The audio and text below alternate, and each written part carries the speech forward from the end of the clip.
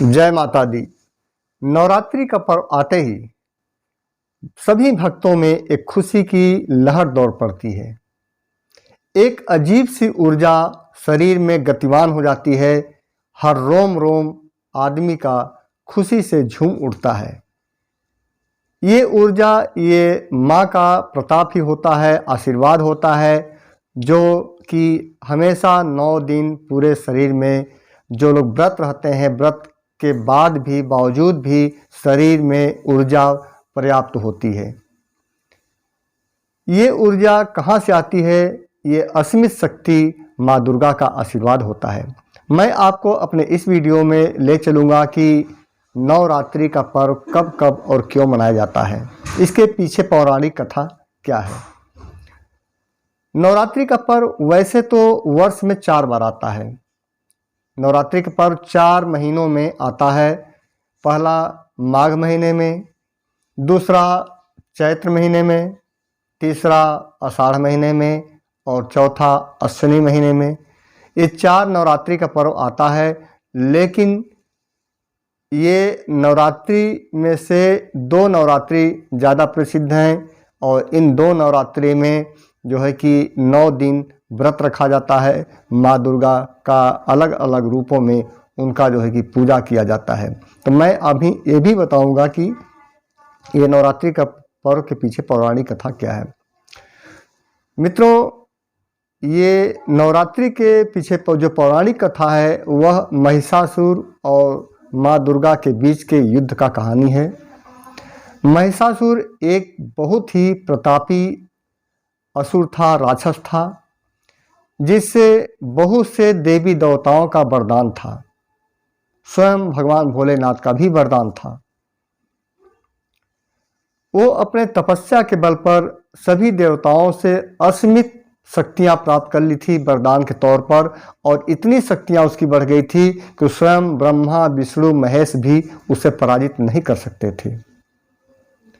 तब सभी देवी देवताओं ने मिल करके माँ दुर्गा से प्रार्थना किया और माँ दुर्गा ने जो है कि महाकाली का रूप लेकर के महिषासुर का 10वें दिन संहार किया। तो जो नवरात्रि तक का जो सवाल है, नवरात्रि मित्रों संस्कृत का शब्द है जिसका अर्थ होता है 9 रातें। इन 9 रातों में सभी देवता मिल करके आराधना किया करते थे, पूजा किया करते थे माँ दुर्गा की सहायता करने के लिए कि किसी भी तरह से वो युद्ध में हारे न। और पूरे 9 दिन सभी देवता मिल करके माँ दुर्गा के लिए पूजा अर्चना आराधना करते थे। इसीलिए ये जो 9 रातें थीं और डेली जो है कि पूजा अर्चना की जाती थी देवताओं द्वारा, आज वही पूजा जो है कि माँ दुर्गा के लिए भक्तों द्वारा, मनुष्यों द्वारा की जाती है।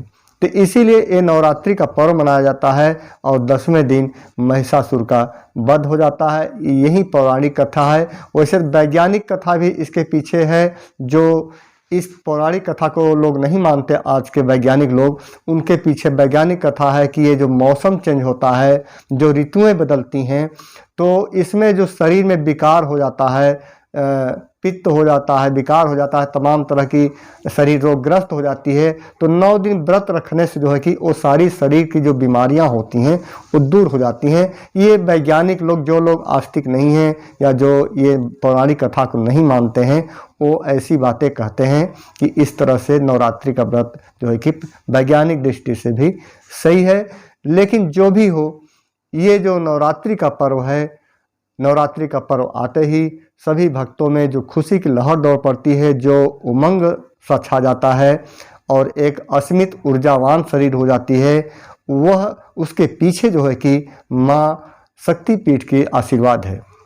और मैं आपको बताता चलूँ कि ये 9 दिन में माँ दुर्गा का जो 3 रूप, जैसे सरस्वती, लक्ष्मी और महाकाली का जो रूप है, इन्हीं तीनों प्रमुख रूपों को अलग अलग रूपों में 9 दिन में पूजा की जाती है और 10वें दिन जो है कि महिषासुर का वध किया जाता है। यही इसकी पौराणिक और वैज्ञानिक कथा है नवरात्रि महापर्व को मनाने के पीछे। उम्मीद करता हूँ मित्रों के वीडियो आपको अच्छा लगा होगा।